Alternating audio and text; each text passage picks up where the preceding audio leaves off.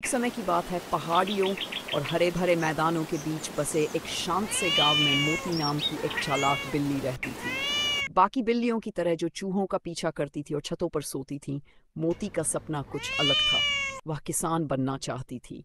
मोती एक बूढ़े किसान कल्लू की पालतू थी। हर सुबह मोती कल्लू को खेत जोतते, बीज बोते, फसलों को पानी देते और पौधों से ऐसे बात करते हुए देखती जैसे वे उसके पुराने दोस्त हों।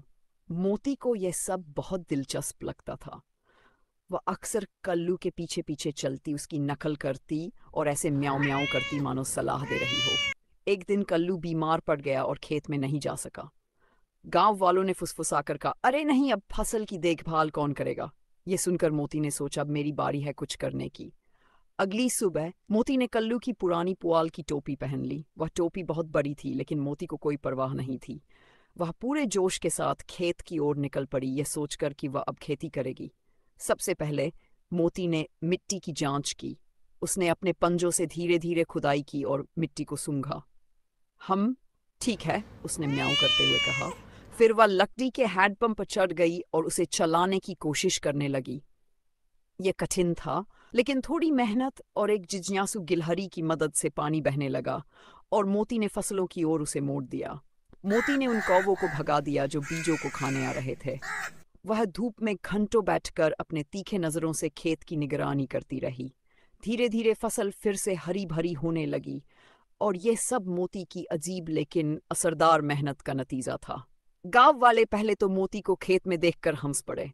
एक बिल्ली किसान बन गई, वे मजाक करते। लेकिन कुछ ही दिनों में वे हैरान रह गए। फसलें हरी भरी थी, पौधे स्वस्थ दिख रहे थे और एक भी कीट फसलों के पास नहीं भटका। एक दिन गांव का मुखिया खेत में आया। उसने देखा कि मोती टमाटर और बैंगन से भरी एक टोकरी खींच रही है। उसने पूछा, जब कल्लू बीमार था तब फसलों की इतनी अच्छी देखभाल किसने की? मोती, बिल्ली ने, बच्चों ने गर्व से जवाब दिया। मुखिया पहले तो हंसा, फिर सराहना से सिर हिलाते हुए बोला, कड़ी मेहनत चाहे किसी भी छोटे जीव की हो, हमेशा बड़ा फल देती है। जब कल्लू ठीक हुआ तो उसने अपनी फसलें लहलहाते देख दंग रह गया। उसने मोती को गले लगाया और कहा, अब तू सिर्फ मेरी पालतू नहीं, तू मेरी खेती की साथी है।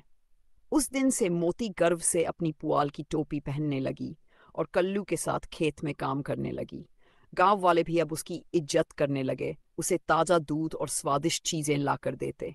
बच्चे उसे मोती किसान बिल्ली कहकर पुकारते और वह गांव की एक कहानी बन गई। और इस तरह एक छोटे से सपने बिल्ली ने साबित कर दिया कि छोटी छोटी थाप ही सबसे बड़ी फसलें उगा सकती हैं।